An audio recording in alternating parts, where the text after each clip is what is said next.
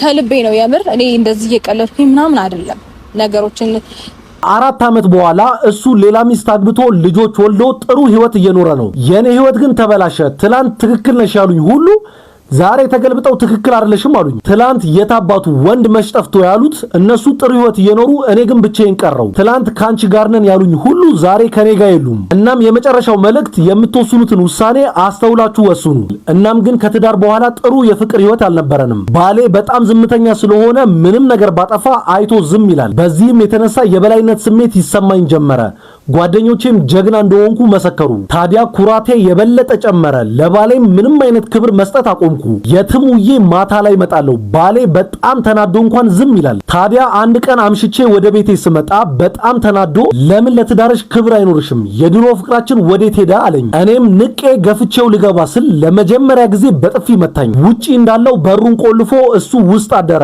ጠዋት ላይ ቤተሰቦቼ ፖሊስ አምጥተው እሱን ወደ እስር ቤት ወሰዱት። የፍቺ ጥያቄ አቀረብኩኝ። ሁሉም ትክክል ነሽ አሉኝ። ጓደኞቼም ጥሩ አደረግሽ የታባቱ አሉኝ። ከዛም እሱም በሐዘን ተሞልቶ ድርሻዬን ሰጥቶኝ ተለያየን።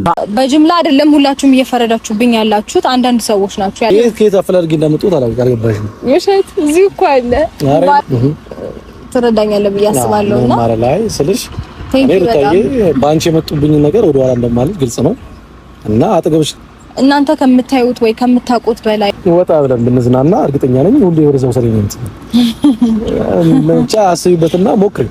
ትናንትና በተለቀቀው የሩታ ቪዲዮ ላይ በጣም ብዙዎቻችሁ ተወዛግባችኋል፣ ግራ ተጋብቷችኋልና በጣም ብዙ ኮሜንት አየሁት። የጨነቀው እርጉዝ ያገባል የሚል ኮሜንት ነበርና ዛሬ እንግዲህ በብዙ አዳዲስ ጉዳዮች መጥቻለሁ ማለት ነው እና ከባድ ሚስጥሮችንም እናወጣለን። ልጁስ ማን ነው የሚለውን ነገር ብዙዎቻችሁም ታውቁታላችሁ። በሶሻል ሚዲያው ላይ በጣም ይታወቃል።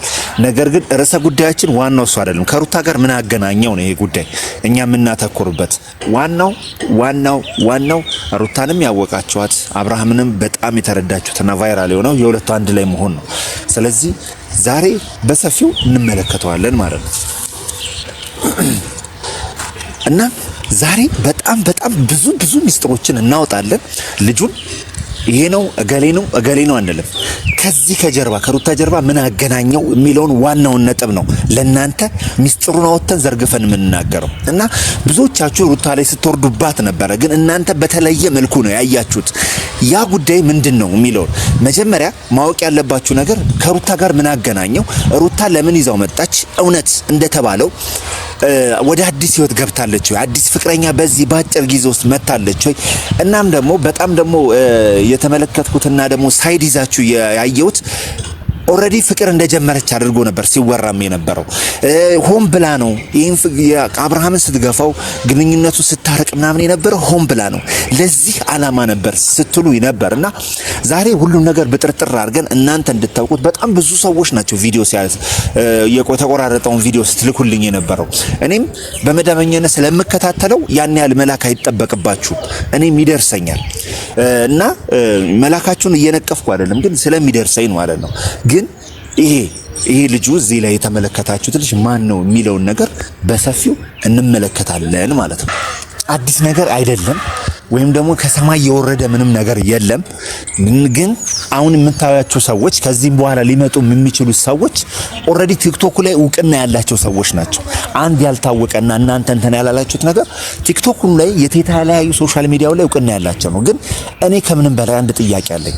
እነዚህ ሰዎች ሲመጡ ለምንድን ነው በእነሱ ህይወት ላይ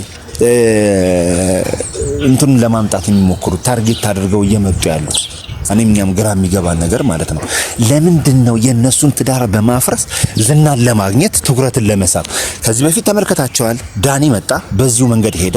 እሱ እውቅናውን ነው እንትን ያደረገው። ይሄ እንደገና ባካፕ አድርጎ ዩቲዩብ ላይ ስለጠፋ በዛ መልኩ ነው።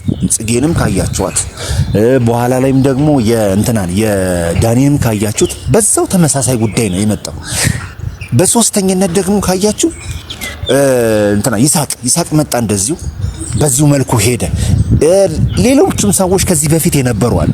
በእንደዚህ መንጉር ሲመጡ እነሱ በከፈቱላቸው ክፍተት ነው እየገቡ ያሉት። እነሱ በከፈቱላቸው የትዳር ክፍተት ነው እየመጡ ያሉት። ይሄም ልጅ በዛ መልኩ ነው የሚያልፈው። ግን ዋናው ነጥብ ምንድነው? ይሄ ልጅ በኮንተንቱ ስርዓት ባለው በጣም መረጃዎችን በሚሰጥ የዓለም እውነታዎችን እንዲሁም ደግሞ ያልተሰሙ ነገሮችን ይዞ በመምጣት ነው። ዜናም አንለውም፣ ግን ይሄ ምንድነው የምንላቸው የማይታመኑ እውነታዎችን በማውጣት ነው የሚታወቀው። ሁላችሁም ታውቁታላችሁ። ሜቢ ቲክቶክ ላይ ፎከስ ካላደረጋችሁ፣ ቲክቶክ ላይ ከሌላችሁ ይሄ ልጅ ማን እንደሆነ መጀመሪያ በፕላትፎርሙ እንየው። ከዛ በኋላ ከሩታ ጋር ያለው ግንኙነት ምን እንደሆነ ከምን ጋር ምን እንደሚገናኝ ከሩታ ጋር ያለው ግንኙነት ደግሞ በደንብ አድርጌ ለእናንተ በመረጃና በማስረጃ አደርሳችኋለሁ።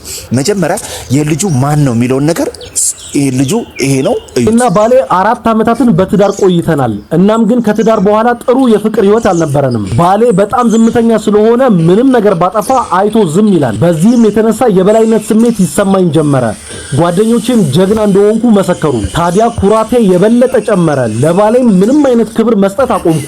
የትም ውዬ ማታ ላይ መጣለሁ። ባሌ በጣም ተናዶ እንኳን ዝም ይላል። ታዲያ አንድ ቀን አምሽቼ ወደ ቤቴ ስመጣ በጣም ተናዶ ለምን ለትዳርሽ ክብር አይኖርሽም? የድሮ ፍቅራችን ወዴት ሄደ አለኝ። እኔም ንቄ ገፍቼው ልገባ ስል ለመጀመሪያ ጊዜ በጥፊ መታኝ። ውጪ እንዳለው በሩን ቆልፎ እሱ ውስጥ አደረ።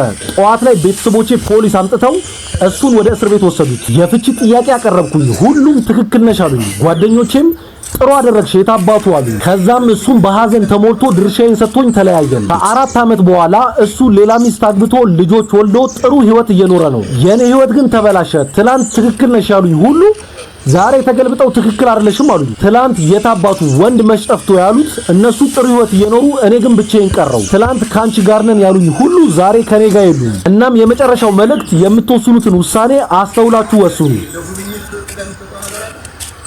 እንዳያችሁት ነው። ልጁ ማን ነው ለሚለው ይሄ ተጨባጭ መልስ ነው ብዬ አስባለሁ። በመቀጠል ግን ውድ ቤተሰቦቼ ግልጽ ለማድረግ ሩታም ዛሬ አንድ ጥቁር እንግዳ አለኝ ነው ያለችው እንጂ እናንተን የምትተዋወቁት አዲስ ህይወት ጀምሬያለሁ፣ አዲስ ፍቅር ጀምሬያለሁ አላለችም። እስካሁን ግልጽ ያልሆነ ነገር አለ። ግን ወደራችሁም ጠላችሁም በዚህ ጉዳይ ላይ ጣልቃ እየገባችሁ አጉል ንግግርን ክፉ ንግግርን የምትናገሩ እኛ ለምደነዋል። ችግር የለውም፣ ክፉ አይወጣችሁ። በሷም ጉዳይ እሷን በጣም ስትናገሩ ነበር። ክፉ አይወጣችሁ። ገባችሁ አይደለ? የእናንተ ይቀራል እንጂ እነሱ አሁንም በሚቀጥለው አንድ ላይ መሆናቸው ስለማይቀር እጃችሁን አታስገቡ። ማየት መስማት እንጂ አትፍረዱ። ነገ አንድ ላይ መሆናቸው አይቀርም። ይሄም ልጅ ደግሞ ታርጌት ያደረገበትን ነገር ይዞ ይመጣል። ከሩታ ጋር በራሱ ቻናል ይሰራል። በቃ ይሄ የታወቀ ነው። እናንተ መንቃት ያለባችሁ ግን አሁን ያለው ግንኙነት እውነት ሩታ ከነርግዝናዋ ሌላ ፍቅረኛ ይዛ ነው ከነርግዝናዋ አዲስ ፍቅር ውስጥ ገብታ ነው የሚለውን ነገር እናጠራዋለን። እኛ እዛ ላይ በደንብ ተብራርቶ ስላልቀረበ ነው እናጠራዋለን። መረጃዎች አሉኝ እኔ ከሩታ ጋር ምን አገናኘው የሚለውን ነገር ትሰሙታላችሁ። ሩታ ይልሽ በምን መልኩ ተገናኙ፣ በምንድን ነው የተገናኙት የሚለውን ስልክ ደውያለሁ ያለውን ሙሉ መረጃ እጄ ገብቷል። ያለውን ነገር በሙሉ ለእናንተ የምናደርሳችሁ ይሆናል። እናንተ እንትን ታደርጋላችሁ ማለት ነው። ግን እዚህ ላይ ማወቅ ያለባችሁ ነገር ሩታን በፍጹም አትናገሯት። አሁን እሷ ምንድን ነው ያለችው? ሃይሚና ብሩክ እየሄዱበት ባለው መንገድ ልክ በዛ አይነት መንገድ እሱን ለማስቀናትና አብርሃም ምን ያህል ዋጋ እንዳስከፈላት የያዘቻትን ቂም በቃ አይደል እሷ እንትን ነው ያዘችው። በቃ ይሄ ቅጣት ነው በቃ ያያዘች ያለችና በዛ መልኩ ብትረዱት ይሻላልና የስልክ ልውውጡ ሙሉ ማን ነው የሚለው ሙሉ መረጃው እጄ ገብቷል። ስልክ ደውዬ የለም ማን ነው የሚለውን ነገር ከዚህ ስሙት።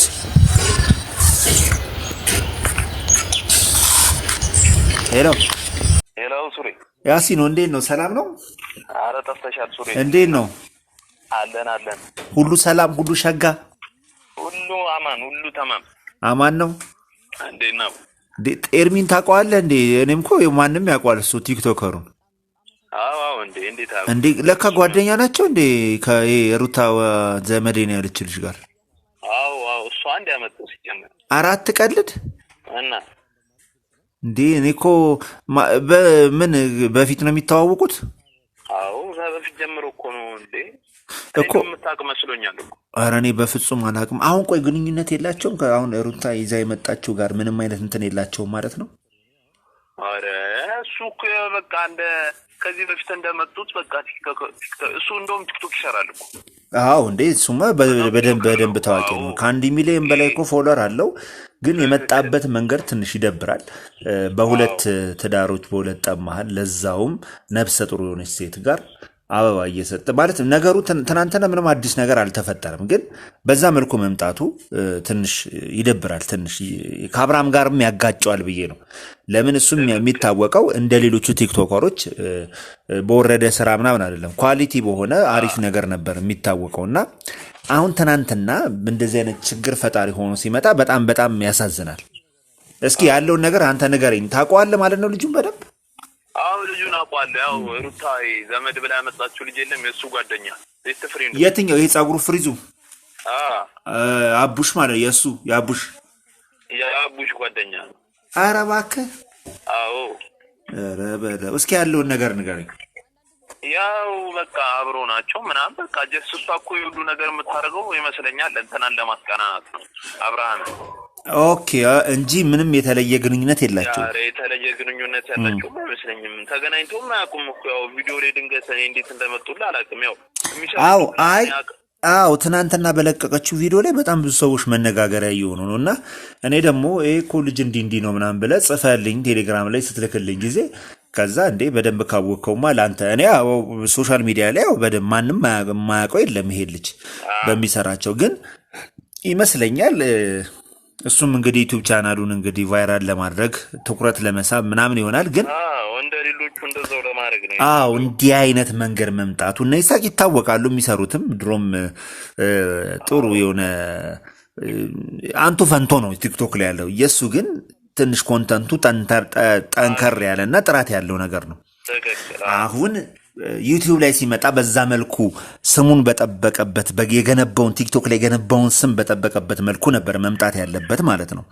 ነገር ግን ያንን አላደረገም። ካየህ የመጣበት መንገድ የማይጠበቅበት ነገር በባልና ትክክል። ባልና ሚስት መሃል ገብቶ አሁን ትናንትና እንዲህ ነው ከኔ ጋር እንዲህ ትቀጥያለሽ ምናምን ማለት ዲያሎጉ ባይኖርም ግን ያለው ቴምፖ ያለው መንፈስ እንደዛ ነው። ገባ? ከሱ ጋር ያለው ነገር ወደዛ የሚያመራ እንደሆነ በግልጽ ያስታውቃል። ስንመለከተው ላይሆንም ይችላል። ሜቢ እሷም እንግዳ አመጣለሁ ምናምን ብላ ነው። ወሬያቸውም ያን ያህል የከፋ ነገር የለውም። ግን ሩታ ማሰብ ያለባት አሁን በዚህ ጊዜ ላይ በተለይ የአብርሃምን ልጅ በወዷ እንደያዘች ነገሮቹን እንትን ብትል በጣም አሪፍ ነው። ግን እኔ በጥላቻ በክፋት መንፈስ አላየው እሱን አብርሃምን ያው ከማስቀናትና ከብስጭት አንጻር ነው ብዬ ነው። አንተም ምን ሐሳብ አለ? እስኪ ሐሳብን አጋራኝ። እኔ ደግሞ እዚህ ጋር ገባህ አንዳንዴም ተናደህም ቢሆን ረጋ ብለህ ማስባል ትክክል። ከባድ ነገር ነው። አሁን እርጉዝ የሆነች ናት። እዛ ጋር ሊሳሳቱ የሚችላሉ። የማይሆን ነገር ነው የሚታሰቡ። ገባ? ወንድ ልጅ ነው። ጥሩ አይደለም። እዚህ ብዙ ማስቀናኛ መንገድ አለ። ወይም ደግሞ አንድ ሰው አጠፋ ብለህ አንተ ድጋሚ ማጥፋት አይመስለኝም።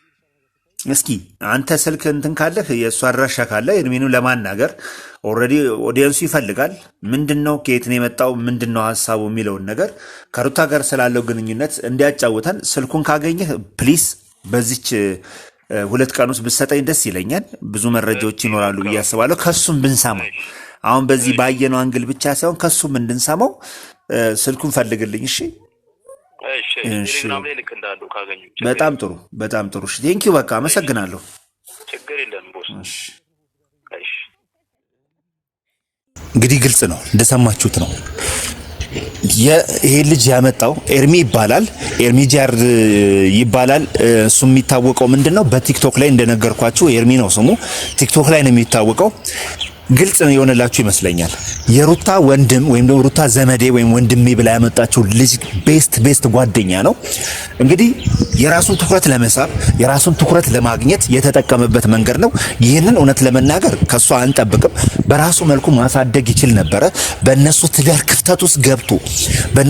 ክፍተት ውስጥ ገብቶ አልነበረ ይሄን ማድረግ የነበረበት።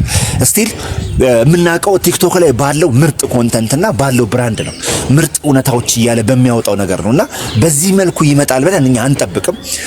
ትክክለኛው ሰው አልነበርክም። ይሄን ነገር ለማድረግ አንተ ትክክለኛው ሰው አልነበርክም። ለሩታም እንደምንቆረቆር ለአብርሃም እንትን እንላለን። ስለዚህ የሄድክበት መንገድ በጣም ስህተት ነው። በጣም ብዙ መረጃዎች እየወጡ ነው ያሉት።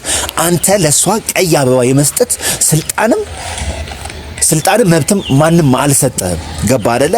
ግን አንተን በዚህ መልኩ ማየታችን በጣም ተገቢ አይደለም እና ኔክስት ከዚህ ጉዳይ ውስጥ ካልወጣክ እኛ የተለያዩ መረጃዎችን መስጠት እንቀጥላለን ማለት ነው። እኛ ይመለከታልና አይመለከተንም ብለን ሳይሆን ለዚህ ትዳር መፍረስ ተጠያቂ የሆኑ ሰዎችን ሁሉ እናጋፍጣለን፣ እናጋልጣለን። እዚህ ውስጥ እጅን አታስገባ ነው የምንለው። ወንድምየው የተባልከው እዚህ ላይ ያየነ ልጅ ማለት ነው። ወንድም ተብየው ትናንትና እንደዛ ስታለያይ የነበረው ታርጌትን ደርሰንበታል ማለት ነው። ስለዚህ በተጨባጭ ያለው እውነታ ይሄ ነው። ነገ ይሄን ነገር ማታቆም ከሆነ ነገ ደግሞ ያለውን እውነታ ይዘን እንመጣለን ባይ